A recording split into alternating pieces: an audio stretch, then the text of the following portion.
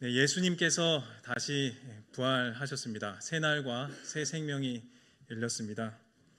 그와 같이 저도 그러한 마음과 새로운 모습으로 이 자리에서 함께 주님 말씀을 나누고자 합니다.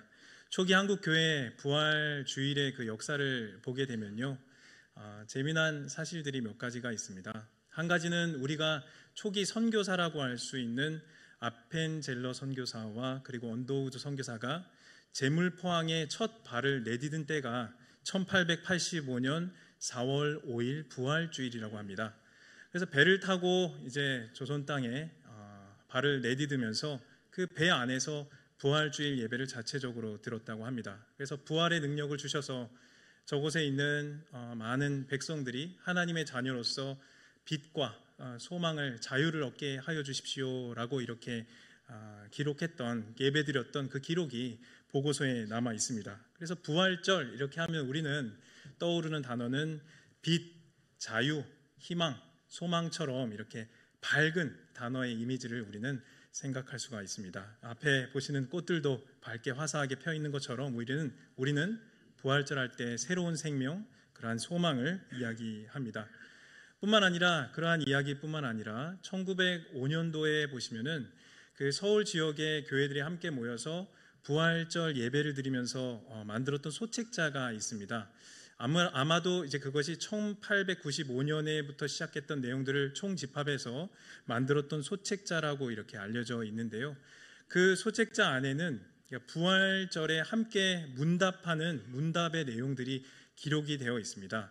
그 중에 맨 마지막 두 질문이 다음과 같은데요. 한번 여러분도 잠시 생각해 보시면 좋겠습니다. 맨 마지막 첫 번째 질문은 이것입니다. 우리들이 부활하신 것에서 배울 것이 무엇입니까? 그러니까 예수님이 부활하신 것에 있어서 우리가 배울 것이 무엇입니까? 라는 질문이고요. 그리고 마지막 질문은 이것입니다. 이 날이 어찌하여 그리스도인들에게는 기쁜 날입니까? 라는 질문입니다.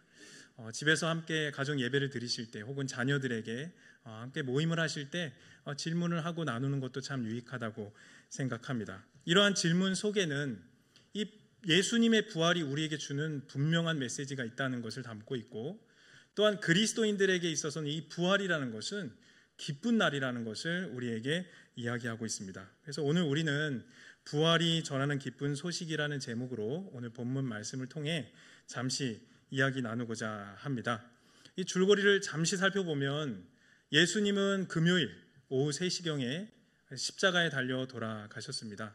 그리고 나서 시간이 어느 정도 지났습니다. 안식일이 지났다 오늘 본문 보시면 1절에 말씀하고 있습니다. 특별히 2절을 보시면 안식 후 첫날 매우 일찍이 해 돋을 때에 이제 여인들이 무덤을 찾아가는 것을 보게 됩니다. 아마도 주일 아침, 이른 아침에 세 여인, 막달라 마리아와 야고보의 어머니 마리아와 그리고 살로메가 예수님의 무덤을 찾아갔습니다. 그 찾아간 이유는 아무래도 장례를 잘 치르기 위한 것이었죠. 그 향품, 이미 준비해 놓은 기름을 가지고 그 예수님의 시체에 바르기 위한 것이었습니다. 근데 이들의 방문은 한번 이성적으로 잘 생각을 해보면 조금 무모한 방문인 것처럼 보입니다. 왜냐하면 예수님의 시체는 이미 무덤 속에 있은 지 3일 정도가 지나서 아마 부패 정도가 점점 심각해질 것이었습니다. 그래서 그 부패가 심한 그 시체에 기름을 바르는 것은 그렇게 큰 의미가 없을 수 있는 것이고, 또 우리가 말씀에서 보듯이 그 무덤은 큰 돌문으로 막혀 있었다라고 합니다. 그래서 여인들이 같이 가면서 그 돌문을 누가 옮겨줄 수 있을까 이렇게 걱정을 하면서 갔던 것이죠. 그래서 혹시 갔을 때 누군가 도와주지 않으면은 그 돌문을 치울 수가 없는 겁니다. 그러니까 이들의 무덤으로 향하는 이 행진은 한편으로 보면은 조금 무모한 행동이었을 것으로 보이는 것이죠. 이들이 그럼에도 무덤에 찾아갈 수 있었던 것은 그동안 예수님과 함께 동행하면서 그들이 함께 주님의 그 마음과 은혜를 누린 그 사랑 때문에 주님을 찾아간 것이라고 할 수가 있습니다.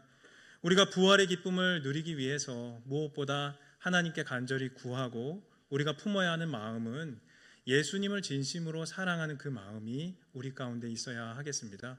그래야 부활하신 그 주님을 우리가 만날 때에 진정으로 기뻐하고 찬양하고 감사할 수가 있는 것이죠. 드디어 여인들이 무덤에 도착했습니다. 여인들은 무덤에 도착해서 놀라운 경험을 두 가지를 합니다. 첫 번째 경험은 걱정했던 돌문이 옮겨져 있었다는 것을 경험하게 됩니다. 그리고 두 번째 놀라운 것은 그 안에 보니 한 청년이, 흰 옷을 입은 한 청년을 만난 것이었습니다. 우리 마가복음에서는 청년이라고 이야기하고 있지만은 다른 본문에는 주의 천사가 하늘에서 내려왔다라고 이야기하면서 천사라고 이야기를 합니다. 그래서 이 천사를 만나고 깜짝 놀라는 것이죠. 그러자 이 청년이 여인들을 차분하게 안심을 시키고 이들이 왜 찾아왔는가 봤을 때 예수님을 찾으러 왔구나, 그것을 확인하고 난 다음에 이 여인들에게 기쁨의 소식들을 전해주기 시작합니다. 이 청년을 통해 듣는 부활의 기쁜 소식이 무엇인가? 세 가지를 살펴볼 수 있습니다. 첫째는 6절을 보시면 이렇게 청년이 이야기하고 있습니다. 그가 살아나셨고 여기에 계시지 아니하시니라. 여인들이 무덤에서 본 것은 3일 동안 안치되었던 예수님의 시체가 아니라 바로 빈 무덤이었습니다. 이 청년이 전한 것은 예수님이 살아나셨다, 그 사실을 전하고 있는 것이죠. 하나님의 아들이 십자가에서 비참하게 죽는 것으로 끝날 줄만 알았지만 그러한 이야기가 끝이 아니라 거기에는 반전이 있었다는 것을 보게 되는 순간이었습니다. 예수님께서 십자가에 못 박혀 돌아가셨을 때는 예수님을 따랐던 결국이 이렇게 끝나는 것인가? 그런가 아닌가? 혼란스러운 가운데서도 이제 청년을 통해서, 천사를 통해서 들은 그 소식은 그가 살아나셨다, 그 이야기가 끝이 아니었구나를 확인하는 순간이 되는 것이죠. 부활의 이야기까지 이어진다는 것을 보여주고 있습니다. 자기를 부인하고 십자가를 짊어짐으로써 온갖 고난을 당하신, 배신과 수치와 외면을 당하시다가 마침내 죽기에 이르셨지만은 부활하심으로써 자신이 무죄하다는 것, 내가 살아난 것, 내가 바로 옳았다는 것을 예수님께서는 분명히 나타내 보여주셨습니다. 죄와 사망이 이제는 더 이상 왕노릇할 수 없음을 두 눈으로 확인하게 해주신 것입니다. 물론 이러한 사실이 이 땅을 살아가는 우리들에게 우리가 죽지 않는다, 그것을 가르쳐주는 것은 아닙니다. 모든 인간은 죄를 범하였기 때문에 죄의 결과로서 인간은 죽음을 피할 수가 없는 것이죠.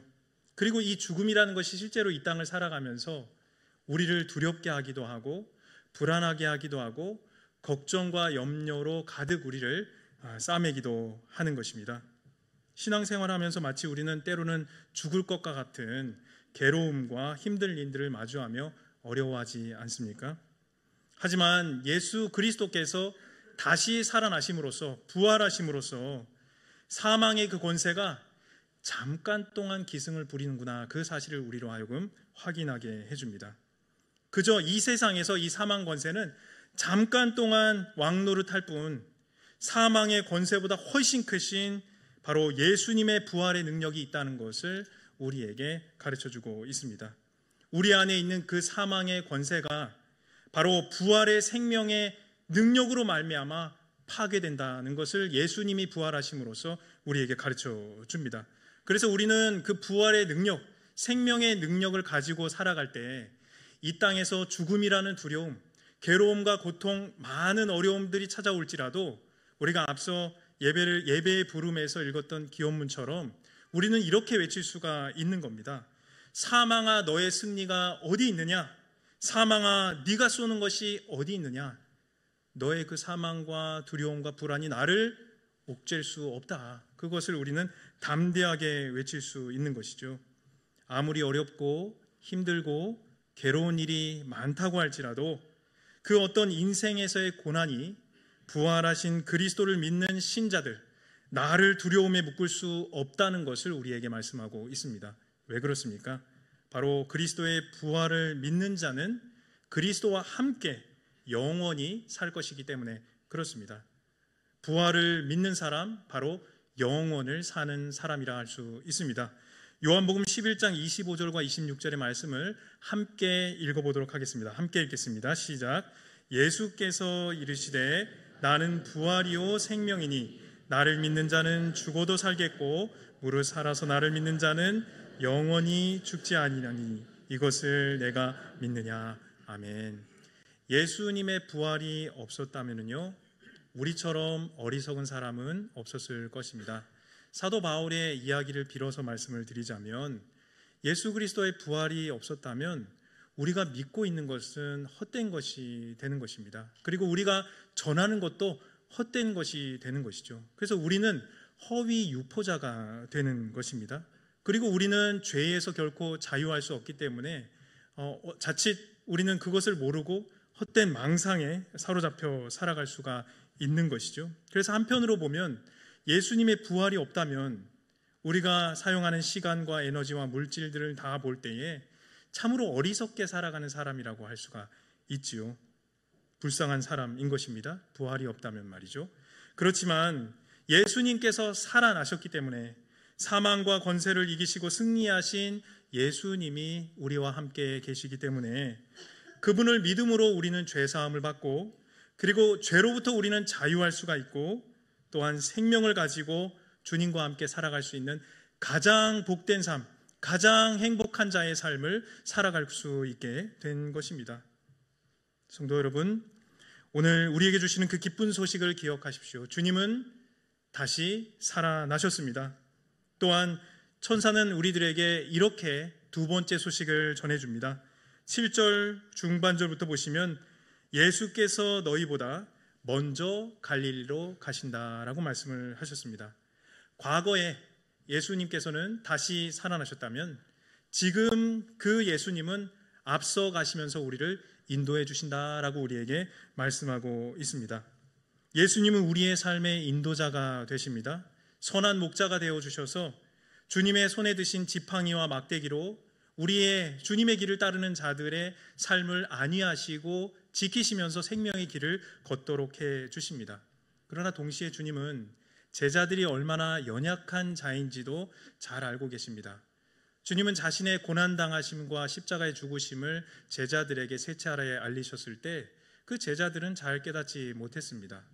그리고 그 제자들은 자신들이 위협에 처해지자 주님을 내버리고 다 도망가기도 했던 것이죠. 심지어 베드로는 주님은 제가 주님을 정말로 사랑하시는 것을 주님이 아십니다라고 장담했지만은, 그러나 주님이 자신이 십자가에 달려 돌아가시려고 할 때 주님을 강력하게 부인하는 그러한 변절자처럼 자신의 모습을 나타냈던 그 부끄러움을 주님은 아십니다. 또한 자신이 주님 앞에서 깨닫고 통곡하며 회개할 때 주님께서는 그 나약해진 베드로의 모습도 잘 알고 계시는 것이죠. 도무지 예수님을 뵐 수 없는, 면목이 없는 제자들, 이제는 다시 주님 앞에 가서 하나님, 이제 저는 주님을 사랑할 수 있습니다 라고 장담할 수 없는 제자들에게 주님은 내가 먼저 앞서가면서 너의 길을 인도하시겠다고 다시 길을 열어주시고 기회를 주시고 용기를 주시는 하나님의 놀라운 은혜를 보여주고 있습니다. 주님께서 함께 하시면서 주님의 인도하시는 그 길을 잘 따라올 수 있도록 주님은 격려하시고 때로는 권면하시는 것이죠. 구약 역사를 볼 때 이스라엘 백성들이 참으로 적막한 그러한 삶 속에 있을 때 하나님께서는 이사야 선지자를 통해서 백성들을 다음과 같이 위로했습니다. 우리 이사야서 41장 10절 말씀을 한 목소리로 같이 읽어보겠습니다. 시작. 두려워하지 말라. 내가 너와 함께 함이라. 놀라지 말라. 나는 내 하나님이 됨이라. 내가 너를 굳세게 하리라. 참으로 너를 도와주리라. 참으로 나의 의로운 오른손으로 너를 붙들리라. 아멘. 하나님은 하나님의 백성들을 홀로 외길을 걷도록 하지 아니하십니다. 두려워하는 자들에게는 용기를 주시고, 그리고 고독하고 소외된 자들에게는 주님이 함께하여 주시고, 무서워하는 자들에게는 두려워하지 말라 평안을 주시고, 연약한 자들에게는 힘을 더해 주시고, 더 이상 제 힘으로는 할 수 없습니다 라고 했을 때 권능의 오른손을 드셔서 그들을 일으켜 주시고 주님의 길을 갈 수 있도록 인도해 주시는 분이 우리의 하나님 되십니다. 여러분은 여러분의 인생 속에 주님께서 앞서 가시면서 나의 삶을 인도하고 계심을 믿으시는지요? 우리는 때론 우리 삶의 현장에서 만나는 그 어려움, 막막함, 불안정함과 불확신 때문에 때로는 흔들리고 넘어질 때가 있습니다. 그럼에도 여러분, 그럴 때마다 성령의 도우심으로 부활하신 주님께서 오늘 우리에게 말씀해 주신 것처럼 하나님의 말씀을 굳게 붙잡으십시오. 우리보다 먼저 앞서 가셔서 우리를 인도하고 계신 그 주님을 붙잡으십시오.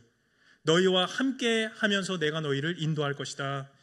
주님이 인도하시는 바로 그 길이 죽음을 이기신 생명의 길이고, 그리고 우리가 걸어가야 할 가장 확실한 길이며 아버지께로 가는 유일한 길임을 잊지 마십시오. 나보다 앞서 가시는 주님을 기억하시면서 믿음의 정진을 해 가실 수 있기를 바랍니다. 과거의 주님은 다시 살아나시고 현재 주님은 앞서서 우리를 인도해 가십니다. 그러나 천사를 통해서 또 우리에게 기쁜 소식을 전해 주십니다. 이어지는 말씀을 보시면 전에 너희에게 말씀하신 대로 너희가 거기서 배우리라. 그가 살아나셨고 그가 우리를 앞서서 인도하시고 이제 앞으로는 주님께서 제자들에게 너희가 나를 만날 것이다 라고 말씀을 하고 있습니다. 예수님은 제자들에게 갈릴리에서 부활하신 주님을 만날 것이라고 말씀하셨습니다. 제자들에게 있어서 가장 큰 기쁜 소식은 주님을 다시 만나는 것입니다. 내가 배반하여서 멀어진 것만 같은 그 주님을 다시 만나는 것이 제자들에게는 가장 큰 기쁨인 것이죠. 그래서 틀어졌던 관계가 화목하고 용서가 이루어지고 서로가 서로 교제하는 사랑의 관계를 회복하는 것이 제자들에게 있어서는 가장 기쁜 그러한 순간이죠. 주님께서는 그 화목과 용서와 화해가 이루어지는 장소를 갈릴리라고 하십니다. 이 갈릴리는 예수님의 생애를 볼 때에 바로 예수님의 그 사역의 시작이 되는 그 지점이라고 할 수 있습니다. 제자들을 부르시고 12를 세우시기도 하시고 하나님 나라의 비밀을 가르치기도 하시며 그리고 십자가에 달려 돌아가시기까지 그 출발점을 갈릴리로 시작해서 예루살렘의 여정과 예루살렘에까지 주님은 이루셨던 것이죠. 그동안 제자들의 삶을 되짚어 보면은 이 갈릴리의 시작부터 예수님께서 행하신 일들에 대해서 의심이 되고 불안하고 어려움에 차이자 도망가기도 했습니다. 실패에 실패를 거듭하는 제자들에게 주님께서는 갈릴리에서 너희가 나를 볼 것이다 말씀하심으로써 자 이제는 다시 한번 시작해보자 라고 주님께서 기회를 다시 주고 계신 것입니다. 그동안 이전에는 너희가 순종의 삶을 살지 못하고 의심하고 믿음에서 떨어져서 나를 도망쳤지만은 그러나 이제는 내가 너희에게 그 실패를 만회할 수 있는 기회를 줄 테니 다시금 믿음으로 그 길을 걸어가며 순종의 기쁨을 누려가라. 주님께서 우리에게 말씀하고 있습니다. 우리 역시 마찬가지입니다. 신앙생활을 해가면서 우리는 늘 주님 앞에 죄를 짓고 하나님 앞에 섰을 때에 정말 또 내가 이런 죄를 또 지었구나 낙심하고 좌절될 때가 많습니다. 직장에서 가정에서 내가 속한 곳곳에서 우리의 삶을 돌아볼 때 하나님의 말씀을 비춰보면 그렇구나 내가 또 이렇게 주님 말씀을 지키지 못했구나 주님을 뵐 면목이 없는 것이죠. 나아갈 수 없는 자들에게 주님은 오늘 말씀을 통해서 다시 가르쳐 주시는 겁니다. 거기서 나를 만날 것이다. 자 다시 한번 시작해보자 라고 우리에게 말씀하고 있는 것입니다.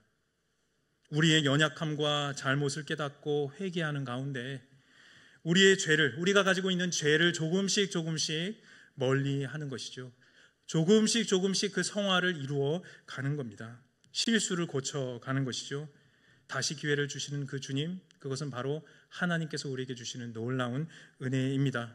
거기서 우리가 주님을 배우리라 하는 이 말씀은 가까이는 갈릴리를 이야기하지만은 좀 더 넓게 보면은 우리가 다시 주님을 만날 온전한 그 천국을 우리에게 말씀하고 있습니다. 주님을 대면해서 볼 그 천국은 이제는 더 이상 아픔이라는 것이 없고 사망이라는 것이 없고 애통하는 것이 없고 곡하는 것이 없는 그곳을 우리에게 말씀합니다. 그래서 주님의 자녀는 그 소망을 갖고 살아가기 때문에 그 약속 가운데 이 땅에서의 삶을 때로는 이 땅에서 우리가 겪는 그 고난을 넉넉히 이겨나갈 수가 있는 것이죠. 이 땅의 삶이 아무리 힘들고 어렵더라도 심지어 우리가 죽음을 맞이한다 할지라도 슬픔이 있고 애통이 있지만은 그러나 소망을 놓지 않을 수 있는 이유가 바로 예수 그리스도의 부활을 믿기 때문입니다. 앞서 한국 초기 교회의 소책자의 문답을 질문드린 적이 있습니다. 다시 한번 그 질문을 생각해 보시죠. 우리들이 부활하신 것에서 배울 것이 무엇인가? 그 소책자의 답은 이렇게 답하고 있습니다. 혹시 함께 천천히 한번 읽어보도록 하겠습니다. 함께 읽겠습니다. 예수 대주제의 아들 그리스도이신 것과 죽음을 이기신 것을 아느니라. 이로써 우리 구속함이 온전한 것을 아느니라. 그리스도 다시 사셨으니 우리들도 죽은 후에 몸이 다시 삶을 아느니라. 예수가 죽음을 한 번 이기셨으니 우리들도 예수를 믿고 의지하면 죽기를 무서워할 것이 없느니라. 우리에게 사는 구주가 있어 항상 대주제 앞에 우리를 위하여 기도하는 것을 아느니라. 바라고 원하옵기는 우리 모두가 부활하신 주님을 믿음으로 죄와 사망의 권세로부터 승리하는 기쁨을 누리고, 때로는 이 땅에서 실패를 한다고 할지라도 우리에게 다시 기회를 주시고, 또 우리의 인생이 한 치 앞도 볼 수 없다고 할지라도 우리보다 앞서 가시는 그 주님의 인도하심을 받고 마침내 영광의 그 나라에서 주님을 반드시 배울 것을 믿으면서 천국을 소망하는 가운데 우리 모두가 기쁨으로 살아갈 수 있기를 간절히 소원합니다. 아멘.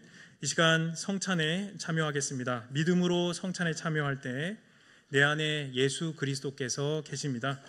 예수님께서 나와 함께 하심으로 넉넉히 이 땅에서의 삶을 믿음으로 살게 해 주십니다. 그 믿음을 가지고 우리가 함께 성찬에 참여하겠습니다. 찬송가 170장 1절과 4절 함께 부르겠습니다.